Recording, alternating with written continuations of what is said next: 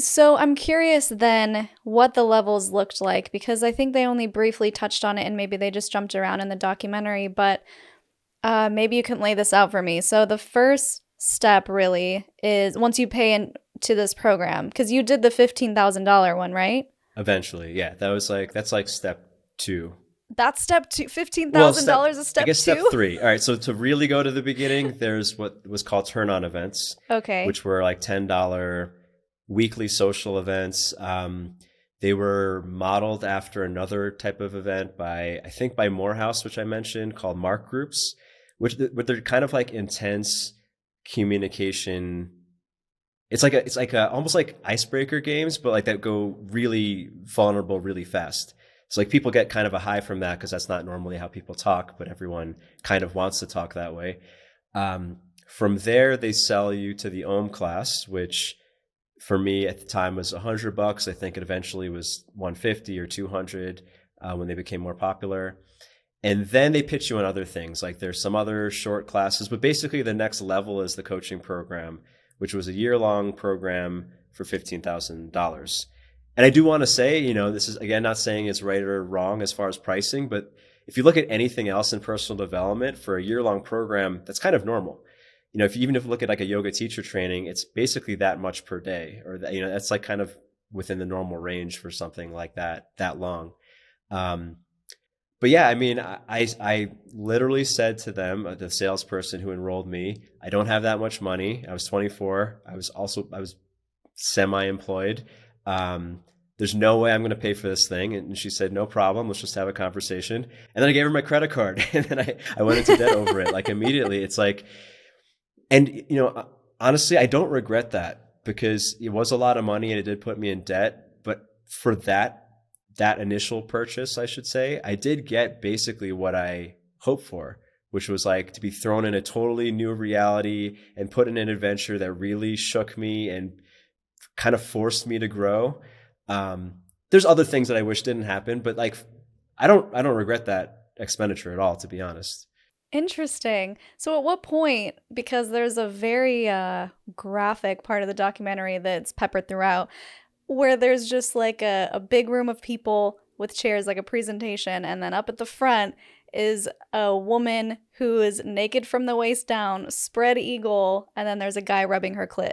And I'm like, when does that happen? Because that is very, I mean, with how much sex is kind of shoved down our throats within the media and whatever, you would think that I wouldn't be so shy to that. But when I first saw it, I was like, wow, that's like really in your face because you never really see full frontal nudity on TV. Yeah. So to be up close and personal to a woman who is not like askew to the audience, but just straight on, like she's about to have a baby, spread eagle, about to orgasm, like that was really intense for me. And I wonder, I'm curious your perspective if that's part of the shock value to it where you're like, oh, like we're doing it here, we're not just gonna talk about doing it, we're gonna actually be rubbing some clitori later. Oh, what was that experience like for you, and when does that come into the whole, like the hierarchy, the levels, the system? That's at the initial Saturday class. It's like step two, if you will, or Oh, step one. wow. And that was, when I was on the sales team for OneTaste later, that's like a pivotal moment that, I mean, it is a shock thing. It is like shock, but like, the way they would put it is that it's a lot of sensation, in their terminology. It's a lot of sensation to see a woman for the first time in a public setting with a bunch of strangers in orgasm, right? That's something you never forget. And for Right. someone, and I think a lot of people, including myself, was like, are they really going to do this? Like they said so, but are they going to, and then they do it. And you're like, oh, like I'm feeling some things. I'm feeling feelings. Like you can't help it. Right. Of course. And it was, I mean, so everything in One Taste had like nothing was, in my opinion, total bullshit. Like there is something like that's kind of beautiful in a sense about seeing someone so physically vulnerable, and it does give you feels, right? I as an employee for them later, I saw a lot of women like burst into tears watching that because maybe she never was able to expose herself or whatever baggage people have, right? Like there Hmm. was something freeing about that, and that experience was used to drive sales. Because if you have this weird experience that is like kind of eye opening, and someone says, hey, you can have this angelic experience too, yeah, of course I'll pay for the next thing. So then the next step is teaching you how to do that to a woman. Yeah. I mean, all right, this is probably my own like cult stuff, but in their language, they would say you don't do it to a woman, you do it with a woman. Like there was this strong feminist thing, whereas, I mean, I don't know if you're interested in the history, but the previous organization Doing was a lot more patriarchal. It was like literally called Doing, D-O, deliberate orgasm. The man did the woman, like she was out of control and he controlled everything.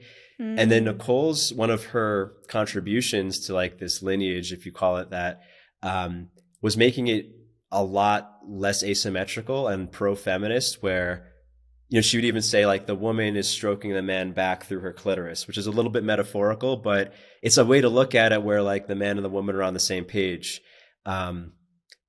which I think also made it a lot more marketable, right? Like most women wouldn't want to be like in the control of a man they just met, but like this kind of symmetrical relating was a lot more, I think, feminist friendly. Yeah, that makes sense. I think where it gets tricky is it seemed through the documentary as you got further and further involved as a woman in the organization, it became not your choice anymore, or they felt like they were forced to be subjects to people who were learning how to do it, and they didn't really feel in control of their body. Did you get a sense of that when you were in, or do you think that was an exaggeration? No, I think, well, it's one of those things that you can frame it many ways. Because there is truth to something of like being of service to people and helping people and sharing your good feelings. But obviously with like when it comes to something so intimate, it is a bit of an extreme. And I think it's one of those things that's kind of confusing where I think at that point, a lot of people got confused over what they want because there's a lot of conflicting desires there. And yeah, I mean, it is a lot easier to just say yes when you're unsure. And I think they took advantage of that kind of moment a lot in people. Okay. Yeah, because they framed it in the way that there were droves of men signing up, but no women to actually try it on or to learn how to do this with, right? Yeah. That was true on the West Coast. My experience in New York was there was actually too many women. So they did the opposite with like they would like put men in the class for free, or like someone like myself who was experienced would be put in the class for free to like gender balance the room. So that wasn't true in every city. I think that was a San Francisco thing. So all of this so far seems pretty like, okay, yeah, we're gonna teach these men how to orgasm with women. That's great. And then it gets further in. So then we have people living together in this warehouse in San Francisco. We have like BDSM dungeons, which nothing wrong with a BDSM dungeon. I just want to illustrate how it just kept getting deeper and deeper and deeper. So these people are all living together. They're part of the organization. Maybe they're in the coaching program, and now they're having sex with each other nonstop. They're doing all of these things that kind of elevate the experience, but it doesn't necessarily feel like a consensual situation anymore, or some people are getting pushed into things they don't really want to be doing, but they're living in this situation. So how do you really get out of it? Were you living in a type of place like that, or was it different in New York? Yeah, no, I was in the first like OneTaste New York house of that time. You know, they did the coaching program in 2013. I moved into the house that March.